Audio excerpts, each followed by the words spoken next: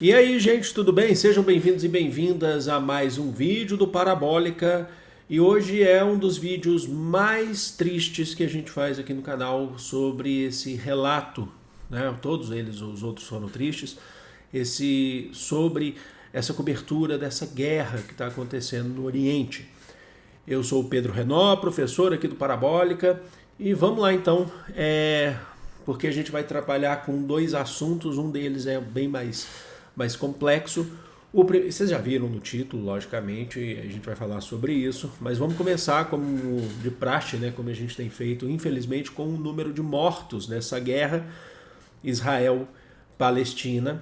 A guerra até agora deixou do lado palestino, principalmente em Gaza, 7.703 mortos, porque ontem a gente teve ataques, Israel iniciou inclusive seus ataques por terra em Gaza. Então, os números que eu passei ontem, hoje já aumentaram algumas centenas. Dessas 7.703 mortos, né, pessoas mortas, cerca de 3.200 são crianças, tá? E do lado de Israel, 1.405 mortos. Como eu já falei para vocês, e eu não canso de falar, é um número significativo, sim, mas é um número que está estagnado, está estabilizado já há pelo menos 2 semanas. Tá? Então eu falo isso para a gente ter uma noção sobre essa questão de a resposta de Israel aos ataques do Hamas que foram lá no dia 7 de outubro. Elas são à altura ou elas são desproporcionais? Tá? Então guarda isso, acho que é muito importante. Vamos para a notícia. A notícia de ontem foi no dia 27, sempre existe um fio de esperança, né? Uma gota de esperança. Ontem, no dia 27, a Assembleia Geral da ONU aprovou uma resolução proposta pela Jordânia, não é a Cisjordânia, é a Jordânia, de trégua humanitária, mais conhecido aí, a gente costuma falar, pausa humanitária. Só para relatar também, na semana passada nós falamos, até mesmo por conta das dificuldades do Conselho de Segurança da ONU, porque o Conselho de Segurança da ONU, com seus 15 membros, ele fica à mercê dos vetos. Quando você tem uma aprovação, quando você tem um veto, nenhuma resolução é aprovada e não existe veto do veto. São 15 membros, para uma resolução ser aprovada no Conselho de Segurança precisa de 9 votos a favor e nenhum veto. Então, constantemente você estava tendo vetos tanto dos Estados Unidos quanto da Rússia em suas propostas. E aí eu tinha relatado para vocês que, principalmente puxado por países árabes, cerca de 50 países árabes, o Brasil apoiou essa proposta de levar o debate para a Assembleia Geral, onde você não teria a questão do veto, então você não teria o poder de veto. E aí você ampliaria a votação para os membros da ONU. E foi o que aconteceu, essa proposta da Jordânia de trégua humanitária. A trégua humanitária, então, não é um cessar-fogo definitivo, não é uma trégua temporária, e sim pausas para ajuda humanitária, principalmente quando a gente fala em Gaza. Pausas, porque é onde, inclusive, você tem fronteiras fechadas. Então, precisa ter pausa. Israel não tem cansado de atacar Gaza. E a proposta continha no texto, abre aspas, trégua humanitária, duradoura para poder fazer, né? E imediata, agora ou nunca. Foram 120 votos a favor, então foi aprovada, 14 votos contra, incluindo Estados Unidos e Israel, que votaram contra, e 45 abstenções. Eu costumo deixar em imagens, então eu deixo aqui uma imagem retirada, que é um print, inclusive, de vídeo da Assembleia Geral ontem, aprovando. Ela é parcial, mas é chegando no fim, tá? Ela já está chegando no fim quando já foi estabelecida. É importante destacar que os Estados Unidos manteve sua posição a favor dos ataques de Israel. Israel também não quer fazer pausas humanitárias. A justificativa de Israel justificativa é o que eles falam como justificativa mesmo, tá? Não é o que está em sua essência. É importante destacar. Se vocês acompanham a aula de filosofia, existe a aparência e a essência. Israel. Só que você teve países que tecnicamente, teoricamente, seriam aliados de Israel, certo? Que seriam aliados de Israel, como o Reino Unido não votou contra a pausa humanitária. Eu não tenho que lembrar se ele se absteve ou se votou a favor da pausa humanitária. Mas o Japão também não se alinhou, nesse caso Israel. A França, que já vinha sendo crítica, também. Então esse é um ponto. Agora, Israel, como eu já relatei também essa semana para vocês, já anunciou que não vai seguir resoluções da ONU. Então, trata também daquela questão que a gente está falando, até onde vai o limite da ONU, e esse limite é muito curto. A ONU serve para quê? Mas há uma coisa importante aqui nessa questão da aprovação, de mostrar que a maior parte do mundo, dos países membros da ONU, não concordam com esse ataque incessante. De alguma forma, no mínimo, exigem uma pausa humanitária. Você pode perceber, inclusive, que os países que votaram contra a pausa humanitária, muitos deles são também alinhados aos Estados Unidos e são países que, de certa forma, têm essa relação, inclusive, de ajuda econômica, ajuda financeira com os Estados Unidos. Então, olha o jogo político e econômico que a gente vê aí mundialmente. Agora vamos para a parte lamentável, mais triste desse vídeo aqui, que a gente tem que relatar e tentar entender esse contexto. Não é só relatar, é tentar entender. Ontem também, no dia 27, fazer um contraponto, inclusive, com a proposta aprovada na Assembleia Geral da ONU, Israel aumentou os ataques em Gaza. Esses ataques estão sendo feitos por terra também, então eles não são só pelo espaço aéreo, então esses ataques já estão também com ocupação, invasão de tropas da defesa, forças de defesa de Israel em território palestino, em Gaza. E nas palavras, eu vou olhar aqui a anotação, nas palavras do porta-voz das Forças de Defesa de Israel, abre aspas, portanto, estamos à procura de capacidades antitanques, estamos destruindo postos de observação e atacando os terroristas onde os encontramos, nas linhas da frente ou na periferia da faixa de Gaza. E o porta-voz também de Israel, ele avisou, na verdade, para que os palestinos evacuem Gaza, porque eles vão continuar entrando em Gaza. E como eu já relatei para vocês, a contradição é evacuar para onde, sendo que eles estão atacando Gaza, evacuar para Gaza mesmo? Você não pode sair de um ponto e para o mesmo ponto que está sendo atacado. Ou uma outra região que uma hora eles vão chegar lá também, pela proposta de Israel.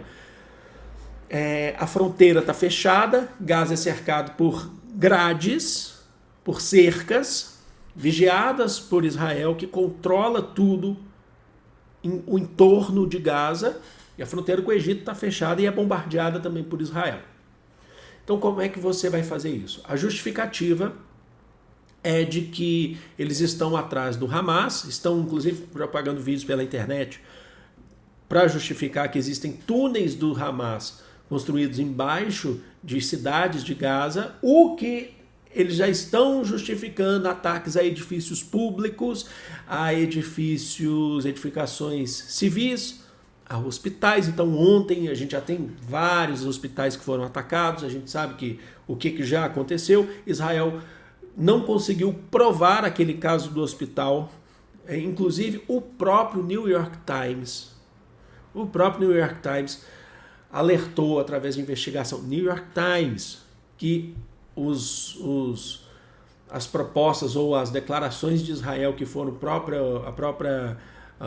que os bombardeios saíram de Gaza mesmo contra o hospital, eles são inverídicos. O New York Times não afirmou que foi Israel, tá? Mas que foram inverídicos. E ele já está justificando. Então Israel já começa a justificar que na verdade existem túneis do Hamas embaixo, então é preciso atacar tudo. Então a população vai morrendo. Então os números que eu falei lá atrás, lá no comecinho do vídeo, de 7.703 palestinos mortos, a gente sabe que esse número tende a aumentar caso, como os ataques de Israel têm continuado. Outro ponto. Além do corte de luz e água, a população palestina boa parte está sem luz em Gaza e está sem água, está procurando água em qualquer lugar. Inclusive estou acompanhando os noticiários que a população palestina está procurando água em usinas que foram desativadas. Inclusive você pode encontrar água contaminada, mas ou é isso, ou é a morte direta por sede, eles estão sem saída e não conseguem entrar ajuda humanitária, não conseguem entrar água para atender. Foi muito reduzida a ajuda humanitária, até mesmo porque, por isso que você teve a questão da aprovação da resolução na Assembleia Geral da ONU, para poder salvar o povo palestino, tirá-lo da morte. É aquele conceito que, inclusive, já abordamos aqui, do Achille Mbembe, que ele fala sobre a teoria dos mortos-vivos, a necropolítica. Os palestinos estão vivendo, mas ao mesmo tempo são mortos-vivos. Eles não são nada para Israel e para os seus aliados, certo? A comunicação, além de luz, água, a comunicação de Gaza também foi cortada ontem, então você não consegue ter mais muitos registros do que está acontecendo, porque a comunicação foi cortada. A justificativa é sempre que estamos cortando a comunicação do Hamas. Mas isso é usado como justificativa para você ter menos notícias dos bombardeios de Israel a Gaza. Você utiliza isso para ter menos notícias dos bombardeios. Enquanto isso, Israel, ontem, as incursões foram lamentáveis, foram tristes, além do corte de energia, água e a comunicação que foi ontem. Você teve mais ataques de Israel, das forças de defesa de Israel, em Gaza.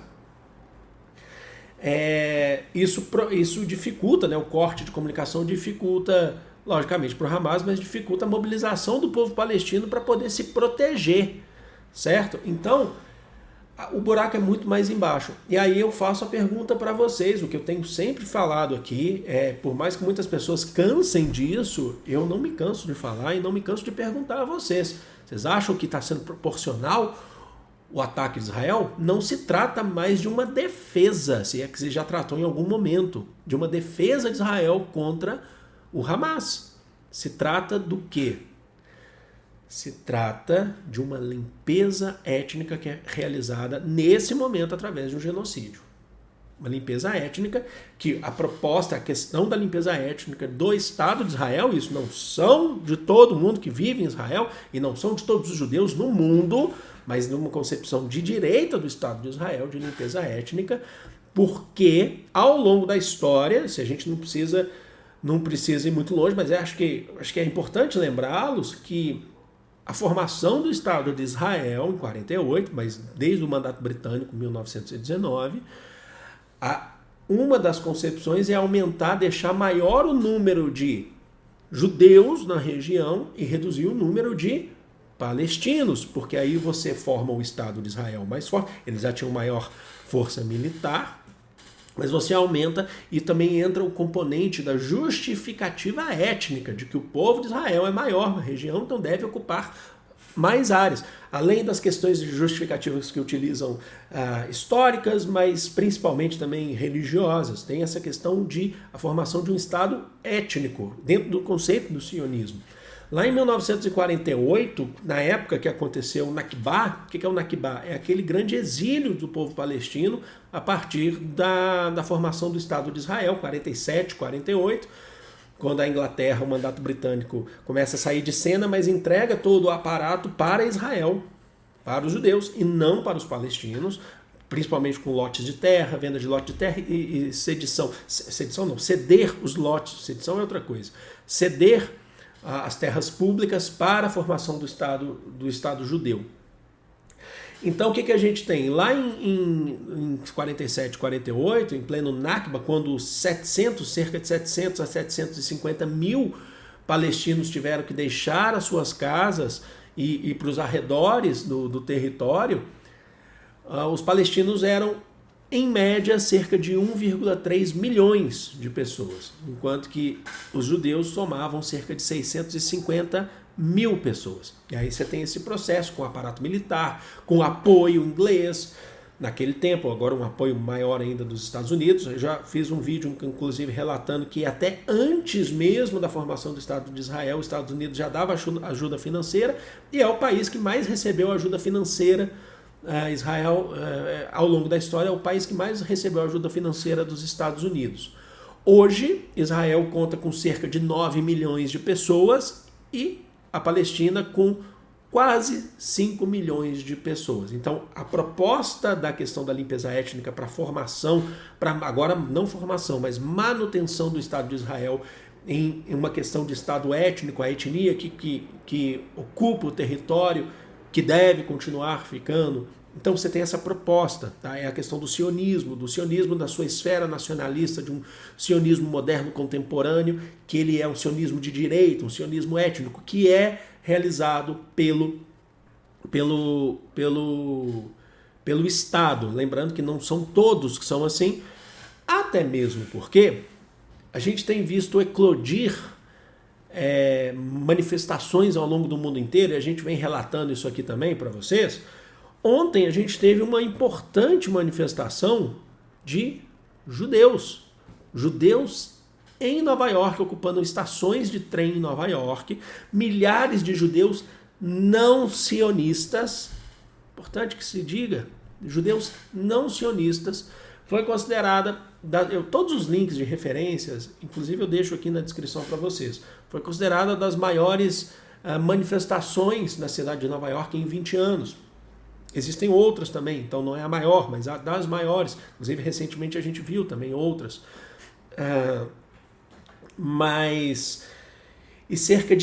Houve uma resistência dos judeus em Nova York com a ação da polícia. Lembra que os Estados Unidos os Estados Unidos enquanto Estado apoia Israel. Inclusive votou contra as pausas humanitárias.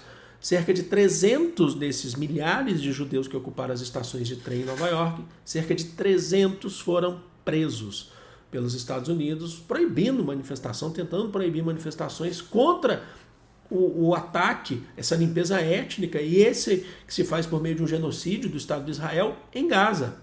Acho que é importante que se diga. E é importante também destacar que não há uma relativização aqui sobre essas questões. A gente precisa entender que tem gente morrendo, a verdade é essa, e os ataques de Israel já são, se você já podia defender de alguma maneira lá no começo desse atual conflito, alguma forma de defesa de Israel, isso já não pode mais ser defendido. Então, como é que você vai defender isso? Se você já podia defender lá no começo, se é que a justificativa da defesa era verídica. Para mim não era. Mas como é que você continua defendendo isso? Sabe? Então não há uma relativização. Mas aí o Hamas tem atitudes, certo? Consideradas terroristas por alguns países, por vários países na verdade, mas tem atitudes que são atitudes que não dá para se defender. Como o próprio controle do território de Gaza, não na Cisjordânia, mas o próprio controle de Gaza, do território com a sua própria população. As questões anti-humanitárias do próprio Hamas. As questões que o Hamas faz dentro da própria Gaza, além dos ataques a Israel, que também não dá para defender. Mas você tem até uma questão que o Hamas, inclusive, ele foi colocado no poder por processo eleitoral, porque você tem o braço político do Hamas enquanto partido político e você tem o braço do Hamas que é um braço militar. Mas em palavras, por exemplo, do presidente, não do primeiro-ministro, mas o primeiro-ministro segue essa linha, daí para pior, o presidente de Israel, que é o Isaac Herzog, quando ele fala que ele não faz essa diferenciação entre o povo palestino e o Hamas, porque foi o povo palestino que colocou o Hamas no poder, então para ele, na concepção dele, tem que ser atacado mesmo. E aí você acha que é proporcional isso que está acontecendo? Você concorda com o Isaac Herzog que o povo palestino tem que ser atacado quando você tem o Hamas numa escolha política? Tudo bem, você tem uma escolha política, mas que não significa que o povo aceita tudo que o Hamas faz, até mesmo porque o Hamas, enquanto atividade de governo na Palestina, o Hamas reprime o próprio povo palestino. Certo? Mas aí você vai botar a culpa no povo, porque o povo lá atrás teve um processo de escolha dentro de uma proposta do Hamas naquele período, dentro do braço político do Hamas? Não está sendo proporcional a questão de Israel está fazendo com o povo palestino. Então a gente fala de uma limpeza étnica para a manutenção desse Estado étnico palestino. Desculpa, esse Estado étnico de Israel. E aí a gente precisa também entrar num outro contexto aqui para fechar, mas não menos importante, porque ontem eu estou vendo em redes sociais muita gente falando sobre a questão do Holocausto e relacionando com o Holocausto. Eu sei que é muito perigoso falar sobre isso, porque falar em Holocausto já é um tema sensível. Agora, falar em Holocausto para um judeu é muito mais sensível que talvez aquele que não seja judeu, ele não consiga entender. Não consigo entender em sua plenitude. Só que aí eu não vou falar por mim. Falo em palavras de um próprio judeu. Eu vou deixar o link aqui na descrição. Essa é do Twitter, do Twitter Pensar História, do perfil Pensar a História, que um professor Norma, eu tô lendo aqui porque eu enxergo pouco, tá? Finkelstein, ontem, cientista político, judeu não sionista, anti-sionista, judeu estadunidense, cientista político, professor universitário, ele foi questionado por uma judia que o chamou de antissemita. E as palavras dele, enquanto é um vídeo curto, mas é importante destacar, enquanto antissemita, como é que ele pode ser antissemita, sendo que ele é de origem semita, ele é um judeu. E aí ele fala que essa moça, inclusive, ela chora, tá? Eu não vou trazer o vídeo aqui por questões de direitos, mas eu deixo na descrição o tweet. E ele fala que para ele aqueles choros são de lágrimas de crocodilo, porque relacionando, ela tenta relacionar essa questão do Holocausto, e ele fala, o Holocausto, sabe, a gente tem esse hábito de falar, se o povo judeu sofreu com o Holocausto, se sofreu, isso é real, porque no período de guerra, de Segunda Guerra Mundial, foram 6 milhões de judeus que foram mortos em campos de concentração e extermínio, de maneira brutal, por uma proposta de limpeza étnica, né, a chamada solução final do nazismo de Hitler. Mas acreditar que, por conta dessa questão, um judeu ele não pode praticar o mesmo erro hoje, é um equívoco. E ele fala, justamente pelo Holocausto, e ele relata, inclusive, que o pai dele morreu em Auschwitz, que é o maior campo de concentração na Polônia, nazista. Fala que a mãe foi levada para um outro campo também. E ele relata isso, que fala, é justamente por conta dessa história que a gente tem, que é uma história triste da humanidade, não é só para o povo judeu, é triste para a humanidade, mas como eu falei para vocês, isso é muito sensível. E acho que só um judeu mesmo que tem seus familiares nesse contexto que passaram por isso, porque não foi só isso, foi uma perseguição de até mesmo de séculos na Europa, principalmente, antes mesmo do Holocausto. Ele fala, é justamente por esse motivo que a gente não pode utilizar da mesma prática, que não é exatamente igual, mas tem uma base, tem uma essência ali. Ele fala, é justamente por esse motivo que a gente não pode fazer da mesma prática que fizeram com a gente. A história precisa ensinar a gente a algo. É isso que ele fala. Então ele fala, essa sua lágrima é lágrima de crocodilo, porque enquanto a gente fica ali, relacionando essa questão falando do Holocausto, que o povo judeu sofreu com o Holocausto, então ele fala, o que estão fazendo com o povo palestino também é uma limpeza étnica, guardado suas proporções de contexto histórico, mas também é uma limpeza étnica. Então eu vou deixar, esse relato é muito importante aqui, eu vou deixar aqui para vocês. Aliado a isso, a gente tem manifestações pelo mundo inteiro, seguindo a manifestação, inclusive, em Nova York. Tá bom? Então, assim, acho que, inclusive, quando a gente pensa na função, por exemplo, do historiador, eu sou historiador, professor de história, nosso canal é muito voltado para Enem vestibulares, mas a gente tem uma linha também um pouco maior do que isso, para poder relatar contextos, trabalhar com assuntos, com conceitos, com temas. Isso também pode te ajudar, logicamente, em Enem vestibulares, mas, sobretudo, enquanto professor, enquanto historiador, eu também estou aqui no sentido de informar e conscientizar, que acho que é muito importante.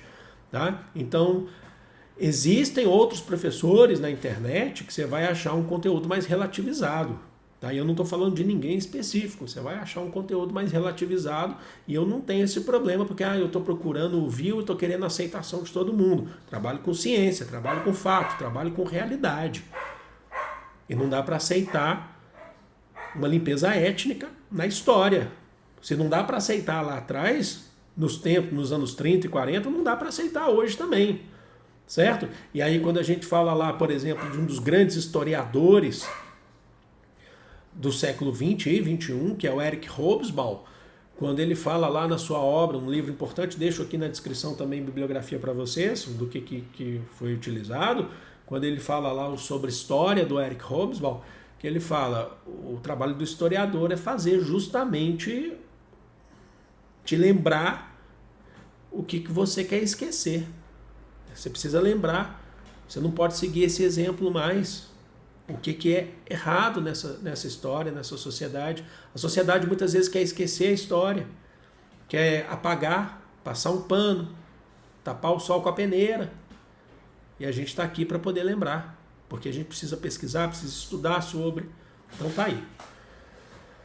É isso, eu sei que é um vídeo, ficou grande até, mas eu precisava falar isso e fazer esse relato do que está acontecendo. Eu vou ficando por aqui, sempre que tiver alguma questão nova eu trago para vocês, tá bom?